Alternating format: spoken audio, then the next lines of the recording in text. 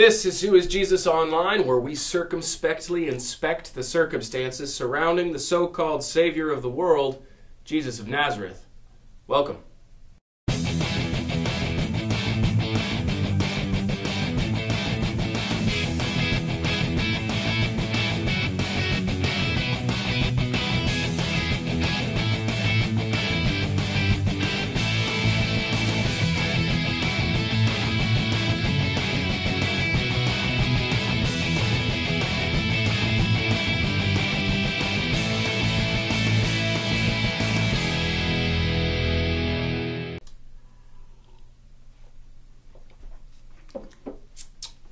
Welcome. Thank you for taking some time out of your busy day to be here with us, spending 15, 20 minutes. I'm trying to make it 10 to 15 minutes. We'll see how that works out. It was a busy day for us, so I know you're probably hard-pressed on time. The Hurt household has survived a trip to the mall. We got my 4-year-old signed up for soccer for the spring season because he loves it. We bought my little girl costume jewelry because she's turning 2 this week. So happy birthday, Lucy Valentine. And I know years from now, you're probably going to watch this with complete and utter embarrassment at your old man. Well, Daddy loves you, and Daddy always will love you, all right? So tuck that one away. All right, back to this. Who is Jesus? We've been talking about what can we know about this man Jesus, and we're using as our primary source document the eyewitness testimony of one of his closest friends, John the Apostle.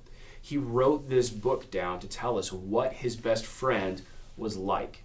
And so we are using this as a credible source, and I have a lot of reasons for that, and I'm going to be doing, I think, some videos along those lines. Why is John a credible source? I think this tells us accurate information of who John believed Jesus was. So let's jump in. We're going to start in verse 14. We're going to do 4 verses today and go to verse 18. John 1:14 says, "The Word became flesh and took up residence among us.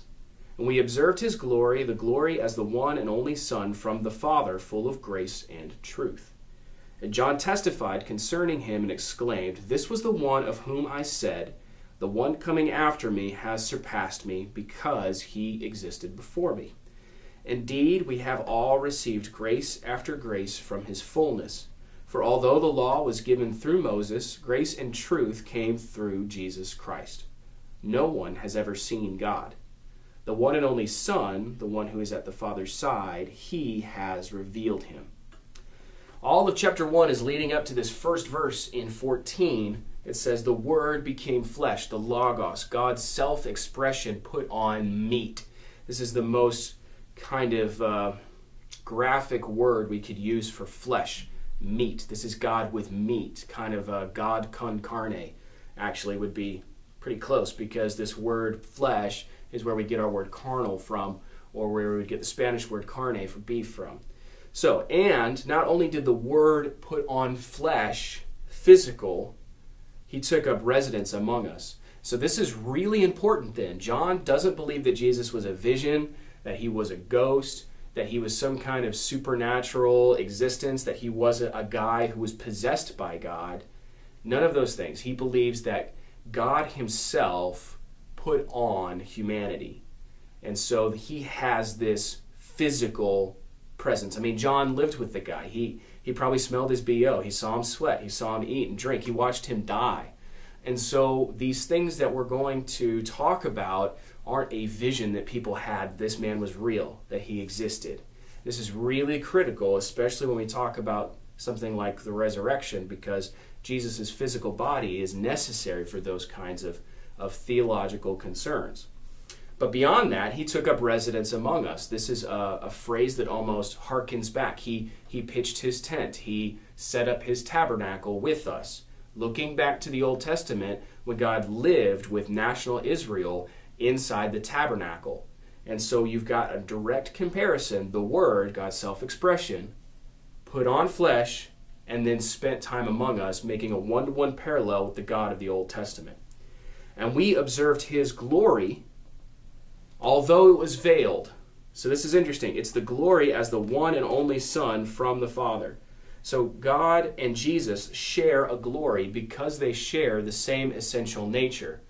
But people's eyes weren't burned out of their head, like at the end of Raiders of the Lost Ark when they looked at Jesus, because Jesus allowed his deity, his glory as a deity, to be veiled for a time by his flesh. Now you read in the other Gospels that Peter, James, and John got a taste of what Jesus' glorified body looks like. It's called the Transfiguration. You could go look at that account on your own. This is what he's talking about. We observed his glory, the glory of the one and only Son from the Father. And what is it? Full, completely full of grace and truth. See, Jesus and the Father both share this as part of their essential nature. Grace being an essential portion of their character, giving to people what they don't deserve and expecting nothing back. And full of truth. There is no lie in Jesus. There is no lie in God. They cannot lie. It's against who they are. And so he's saying all of this stuff about Jesus in one verse. It's pretty amazing. And then he pauses in verse 15 and talks about John the Baptist. He says, John testified concerning him and exclaimed, hey, this was the one of whom I said, the one coming after me has surpassed me because he existed before me. And we read in the other eyewitness testimonies that John the Baptist is actually older than Jesus. He's 6 months older than Christ. So how can he have existed before him if he was born after him? Well, I think it's pretty clear that John is saying that Jesus existed before me because he is this pre-existent Word. Not only that, but he's greater than John the Baptist. And that's saying something because people are getting John the Baptist confused with Elijah, which we're going to talk about later in chapter 1. And indeed, this is verse 16, we have all received grace after grace from his fullness, from the fullness of the Word. Okay, we're back to talking about the Word. Now, this has been translated in two different ways. Grace after grace, meaning grace heaped upon grace, or grace literally after grace, meaning Old Testament grace to New Testament grace. I'm not exactly sure on which one is the correct reading of this, but I know that grace is a good thing for us. Getting a good thing from a God that we don't deserve is a win for us. And it comes out of his fullness. The Word is the full expression of that, the complete expression of that. Verse 17, for although the law was given through Moses, grace and truth, those two words again, came through Jesus Christ. So now he's setting up this kind of interesting, in that idea of fullness, Jesus completing the grace. He says, the law was given through Moses. And then they're talking not just about the Ten Commandments, but the full law for national Israel was given through Moses. And a lot of the Jews of the day had this firm belief that the law was what saved them. By keeping rules is what saved them. Well, that's not grace at all. That's rule keeping. Well, and what John is saying is that the law was given through Moses, and it was a good thing, but what actually saves you comes through the truth of Jesus Christ, through truth and grace, through Jesus Christ. And now, if you've been confused about who is the Word and all this stuff that we've talked about so far, it can't get any clearer because right now he's saying the Word is Jesus. That's who the Word is. So back to this thought about the law real quick. The law doesn't save us, but it is really, really good at doing one thing for sure. And that is comparing ourselves to God's perfect standard. We look at the rules inside the law that aren't just for national Israel, but that would apply to all people, and there isn't a single one of us who've kept it perfectly. And so the law is really, really amazing at showing us what it would take to be good enough on our own and where we actually are. And the truth is, that's a gap that we cannot cover on our own, hence why we need grace. Okay? All right, and then he goes on to say this, no one has ever seen God. Period. Why not? Well, God's not physical. He doesn't have stuff. He's not material. And so if you are a person that's committed to the idea that only things that have a material substance, have atoms, can exist, then you're going to have a really hard time with this idea because God is not the kind of thing that has material. He's the kind of thing that created the material, the necessary being before that. Though it says no one has ever seen God, but hey, good news for us. the one and only Son, Jesus, the one who is at the Father's side, that's his current position where he is now, Jesus has revealed God. He has revealed him. Jesus has revealed God. God made himself known to us through the person of Jesus. Jesus literally explains God. He explains someone that is unphysical, a person though, who doesn't have a physicalness like we would understand it. Jesus is the physical, not just the representation, but the explanation of who God is. And so if we follow Jesus through and we see what he did and we see how he thought and we see what he taught, then John is saying that this is hearing from God himself, learning from God himself, watching how God himself treated people and treated his own creation, regardless of how they treated him. You're going to notice that that Jesus has this otherworldly quality about how he handles folks. And that's exactly what John is saying. It's like we haven't ever seen God, but we've seen Jesus. And that's basically the same thing. It's seeing God veiled in flesh. So this critical idea has come to a head as far as who is the Word. He wasn't just in the beginning, now he has a body. Next week we're going to jump into John the Baptist and his full testimony as it's recorded in chapter 1. All right, so before we move on, though, I want to ask, who is Jesus? Well, what we learned from today is that Jesus is the Word made flesh. Come on, iPad, cooperate. Jesus lived with man here on planet Earth, lived with mankind.